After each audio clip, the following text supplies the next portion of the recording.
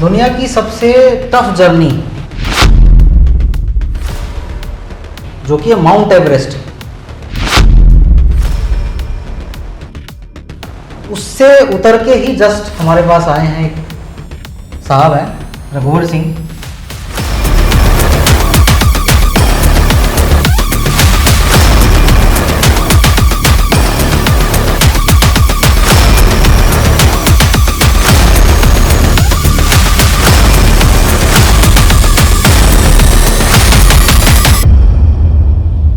कमर दर्द होते हुए भी वो पूरी जर्नी पूरी करी, हार नहीं मानी।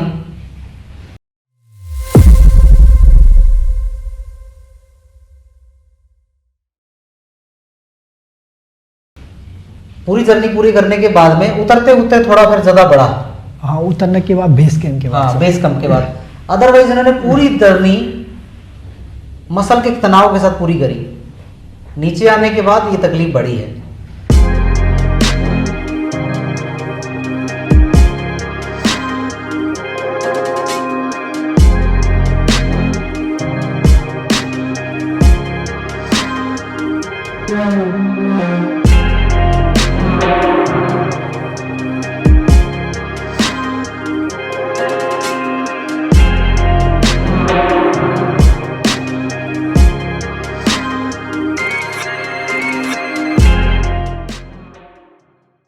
तो सवाल ये है कि क्या शरीर में इतनी क्षमता है कि एक महीने की जर्नी, माउंट एवरेस्ट को चढ़ने में एक महीना मिनिमम लग जाता है, अगर कोई फास्टेस्ट भी है तो बहुत लंबी जर्नी है।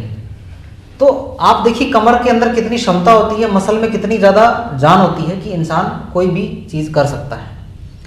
तो इनका हम आज अलाइनमेंट करेंगे, इनका एक्सरे देखेंगे कि एवरेस्ट से उतरने के बाद में एक्सरे के अंदर क्या क्या चेंजेस आए हैं और फिर उसका ट्रीटमेंट भी आपको बताएंगे। देखिए क्योंकि आपने सामान यहाँ से लेके जाना होता है, हैवी बूट होते हैं, एसेंशियल्स होते हैं, सप्लाईज होती हैं।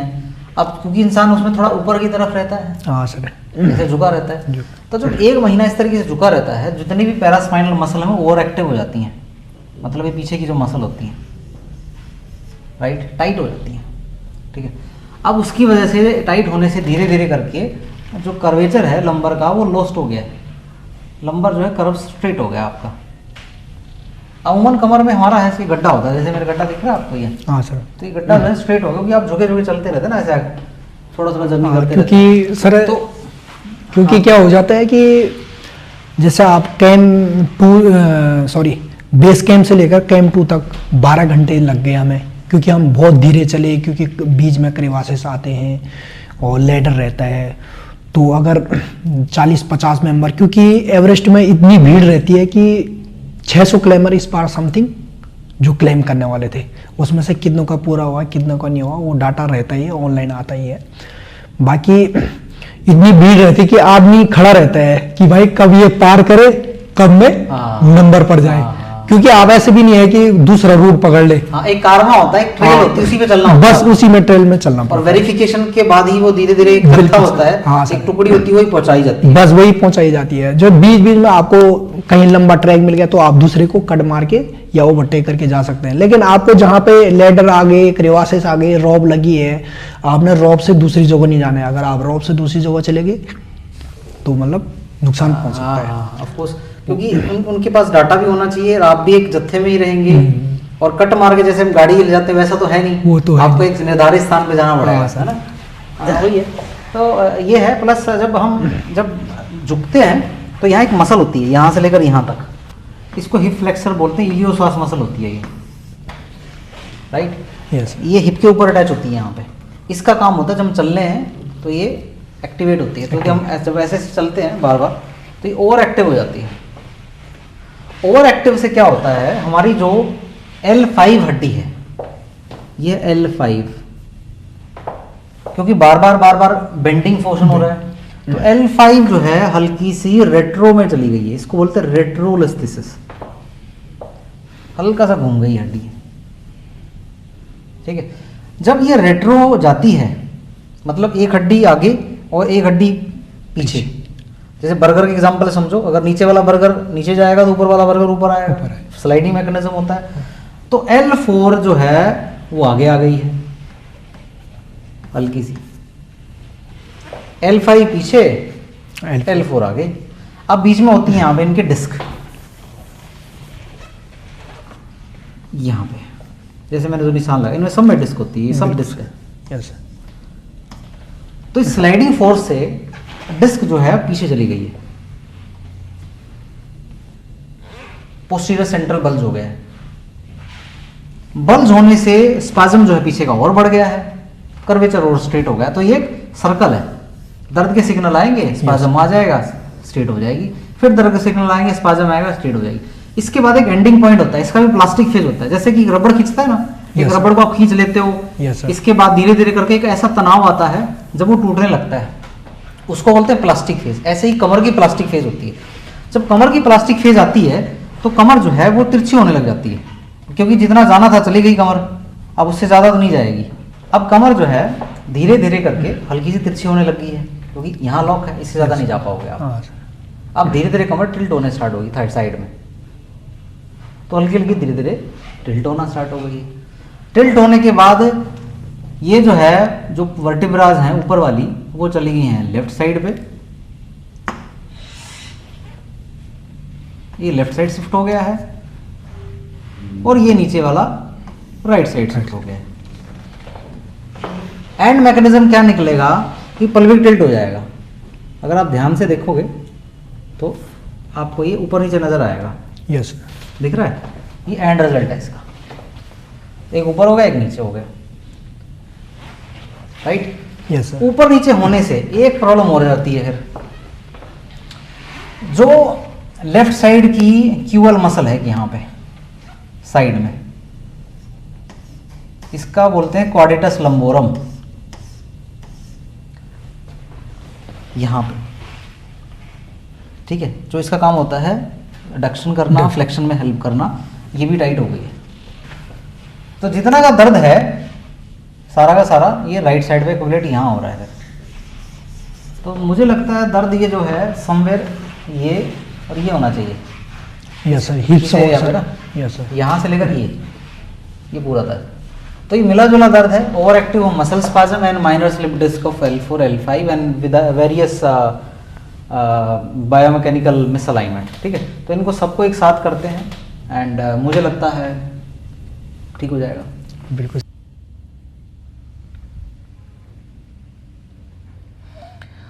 लेफ्ट ऊपर और राइट नीचे, पल्विक टिल्ट हो गया है।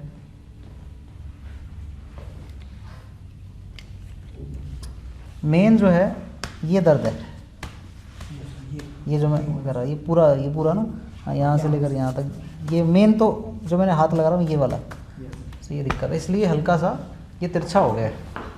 देखिए सर, ये हो गया, ठीक है। तो उसको शिफ्ट करेंगे, लेग लेंथ भी बराबर चेक करेंगे इसको। अब ये ऊपर है और ये नीचे है, ऊपर नीचे ऐसे इस तरीके से घूम गया है, ठीक है। तो ये घूमे इसलिए है क्योंकि जो राइट है पल्विस ऊपर और पीछे की तरफ है, ऊपर और पीछे की तरफ है, और ये क्या है नीचे और आगे की तरफ है। मतलब अगर इसको देखें तो ये पल्विस समझिए बराबर है, तो ये राइट वाला जो है ऊपर और इस तरीके से, लेफ्ट वाला नीचे और अंदर की तरफ है। तो अल्टीमेटली इस तरीके से दिखाई देगा पोस्चर। ये स्पाइनल डिकम्प्रेशन होगा, जैसे ही खींचेंगे गर्दन पे झटका नहीं आएगा, ये कमर पे लगेगा। कहाँ तक आया? ऊपर तक सर, यहाँ तक ना, ठीक है। ढीला छोड़िए बिल्कुल, पाँव सीधा करें दोनों, छोड़ दे।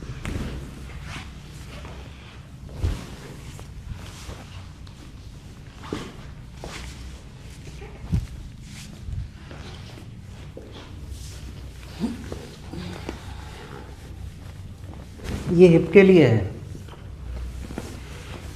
ताकि हिप का अलाइनमेंट हम करें सबसे पहले तो, बिकॉज बेस हमारी बॉडी का हिप ही है।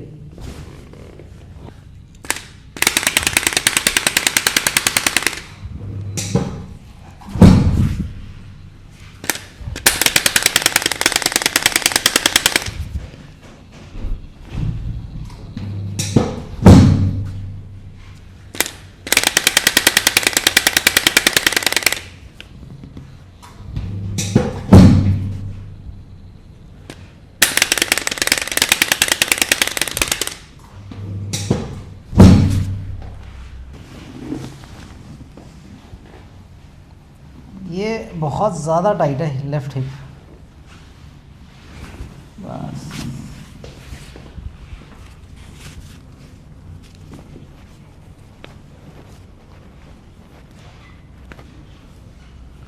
सांस लीजिए, छोड़ें, फिर से छोड़ें, एक और छोड़ें। यस। अगर यहाँ से देखेंगे ना तो आपको ये जो मसल है ये ऊपर उठी नज़र आएगी आपको। ये वाला पोर्शन दिख रहा होगा, ये पोर्शन ऊपर नज़र आएगा, ये नीचे है। तो दोनों में एंगल में काफ़ी ज़्यादा डिफरेंस है। ठीक है, ये इसलिए हो रहा है क्योंकि ये पूरा राइट वाला जो है मसल स्पाज़म में चला गया है, तो सारी की सारी कंस्ट्रिक्टेड हो गई हैं। ठीक है, तो इसलिए ऊपर नीचे आपको नज़र आ रहा होगा ये।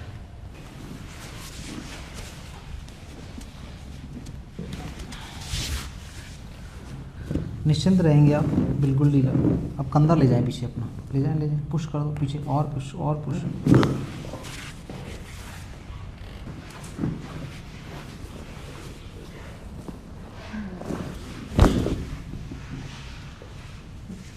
और नीचे लेके जाना, नीचे जाएंगे, और जाइए, और नीचे, और नीचे। L5 का रेट्रोलिस्थेसिस फिक्स करने वाले हैं हम लोग। नीचे जाइएगा और नीचे जाएंगे, कमान कमान कमान कमान। अपर लंबर वर्टिब्रा, छाती नीचे, सांस बाहर।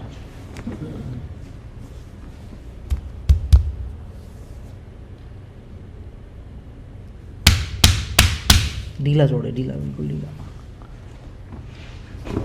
बस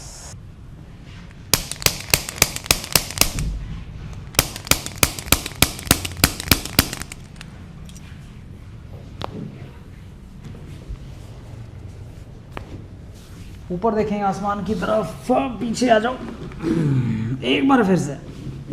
बस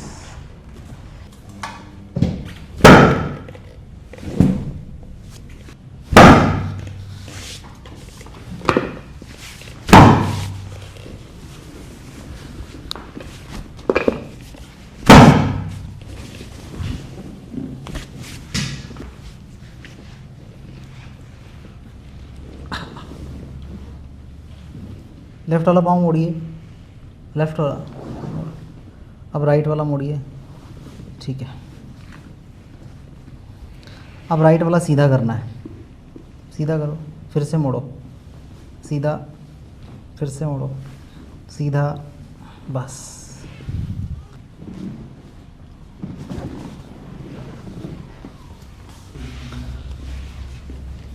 ठीक है सर, अच्छा लग रहा है, थोड़ा सा हिप्स में दर्द है। ठीक है। देखो कुछ चीज़ें तो वक्त के साथ ही जाएंगी। मैं जादूगर तो नहीं हूँ, बट इतना है कि आज से ही 90% आपको आराम मिलेगा। 10% हफ्ता भर में जाएगा, क्योंकि मसल एकदम से तनाव में आ गई हैं, एकदम से नहीं जाने वाली। हम लोग क्या करते हैं, हड्डियों को सही करते हैं, मसल को हम सही नहीं करते। मसल धीरे धीरे ही जाएंगी। थोड़ा थेरेपी हम कराएंगे, इधर हमारे पास भी है, और थोड़ा आसपास जहाँ रहते हैं यहाँ वहाँ पे करा लो, नहीं तो और उससे आपको आराम ज़रूर मिल जाएगा। ठीक है, चल के बताएं मुझे कितना % आराम बताएंगे।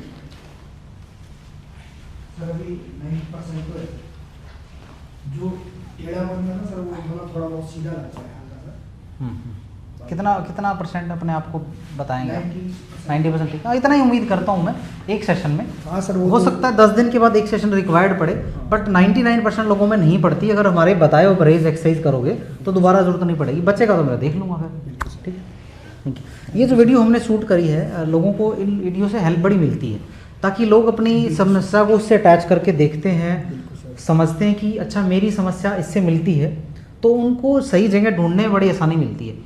क्या अगर आपकी अनुमति हो ये वीडियो हम डाल सकते हैं? बिल्कुल सर। ठीक, बहुत बहुत शुक्रिया। Thank you sir. अगर आपको मेरी अपॉइंटमेंट 3-4 महीने के बाद या बहुत लेट मिल रही है, तो मैं आपको सलाह दूंगा कि हमारे पास 5 कायरोप्रैक्टर और हैं, आप उनकी अपॉइंटमेंट बुक करा सकते हैं, जिनकी एक्सपर्टीज़ और क्वालिफिकेशन मेरे बराबर ही है, और जो मेरे साथ 7 से 8 सालों से काम करते आ रहे हैं। मैं ये सलाह आपको इसलिए दे रहा हूँ क्योंकि जैसे जैसे समय बीतता है, सेल डैमेज बढ़ता रहता है और दर्द लाइलाज बनने लगता है। साथ के साथ आपने देखा होगा कि ये दर्द एक जॉइंट से होता हुआ दूसरे जॉइंट में भी पहुंच जाता है। तो बीमारी को जड़ से खत्म करने की कुंजी है समय पे इलाज करवाना।